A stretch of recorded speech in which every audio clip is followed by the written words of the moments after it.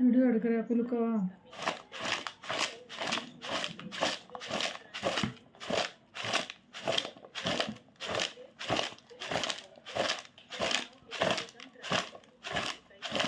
இந்த சைடாக குலுக்கு.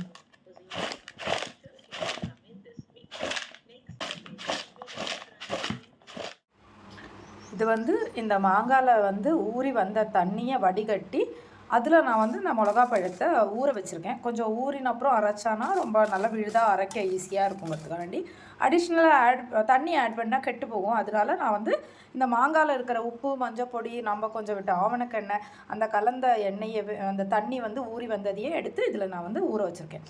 ஸோ இது ஊறினப்புறம் இதில் நம்ம வந்து விழுதாக அரைச்சி கடுகையும் சேர்த்து இதோட போட்டு நம்ம நல்லா விழுதாக அரைச்சி இது பண்ணுவோம்.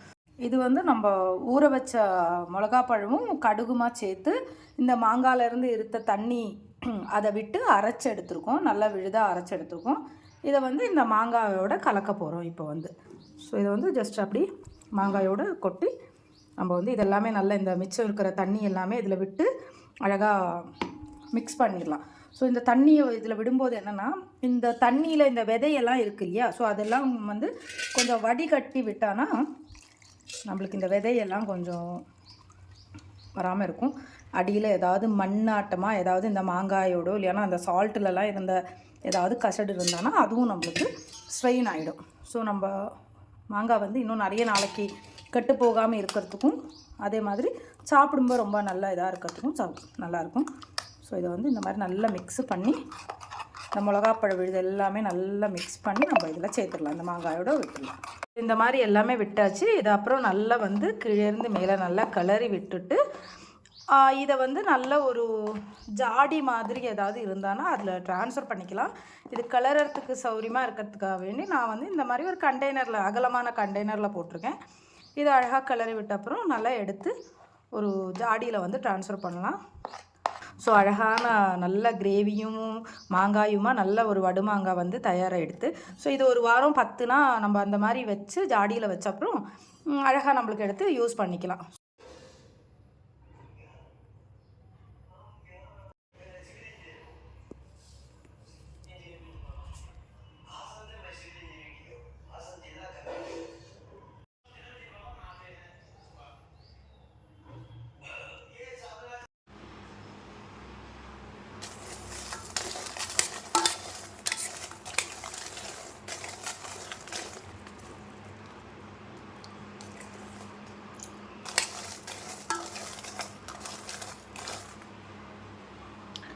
இது வந்து இந்த மாங்காயில் வந்து ஊறி வந்த தண்ணியை வடிகட்டி அதில் நான் வந்து இந்த மிளகா பழத்தை ஊற வச்சுருக்கேன். கொஞ்சம் ஊறின அப்புறம் அரைச்சானா ரொம்ப நல்லா விழுதாக அரைக்க ஈஸியாக இருக்குங்கிறதுக்காக வேண்டி அடிஷ்னலாக தண்ணி ஆட் பண்ணால் கெட்டு போகும். அதனால நான் வந்து இந்த மாங்காயில் இருக்கிற உப்பு, மஞ்சள் பொடி, நம்ம கொஞ்சம் விட்டு ஆவணக்கெண்ணெய், அந்த கலந்த எண்ணெயை அந்த தண்ணி வந்து ஊறி வந்ததையே எடுத்து இதில் நான் வந்து ஊற வச்சுருக்கேன்.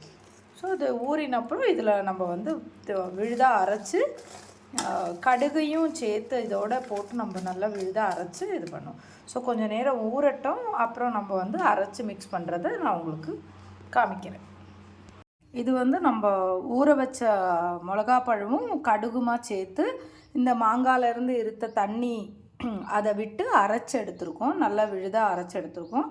இதை வந்து இந்த மாங்காயோட கலக்க போகிறோம் இப்போ வந்து. சரியா? ஸோ இதை வந்து ஜஸ்ட் அப்படி மாங்காயோடு கொட்டி நம்ம வந்து இதெல்லாமே நல்லா இந்த மிச்சம் இருக்கிற தண்ணி எல்லாமே இதில் விட்டு அழகாக மிக்ஸ் பண்ணிடலாம். ஸோ இந்த தண்ணியை இதில் விடும்போது என்னென்னா, இந்த தண்ணியில் இந்த விதையெல்லாம் இருக்குது இல்லையா, ஸோ அதெல்லாம் வந்து கொஞ்சம் வடிகட்டி விட்டானா நம்மளுக்கு இந்த விதையெல்லாம் கொஞ்சம் வராமல் இருக்கும். அடியில் ஏதாவது மண்ணாட்டமாக ஏதாவது இந்த மாங்காயோடோ இல்லைன்னா அந்த சால்ட்டுலலாம் இருந்த ஏதாவது கசடு இருந்தானா அதுவும் நம்மளுக்கு ஸ்ட்ரெயின் ஆகிடும். ஸோ நம்ம மாங்காய் வந்து இன்னும் நிறைய நாளைக்கு கெட்டு போகாமல் இருக்கிறதுக்கும் அதே மாதிரி சாப்பிடும்போது ரொம்ப நல்லா இதாக இருக்கிறதுக்கும் நல்லாயிருக்கும். ஸோ இதை வந்து இந்த மாதிரி நல்லா மிக்ஸு பண்ணி இந்த மிளகாப்பழ விழுது எல்லாமே நல்லா மிக்ஸ் பண்ணி நம்ம இதில் சேர்த்துடலாம். இந்த மாங்காயோடு விட்டுடலாம். சரியா?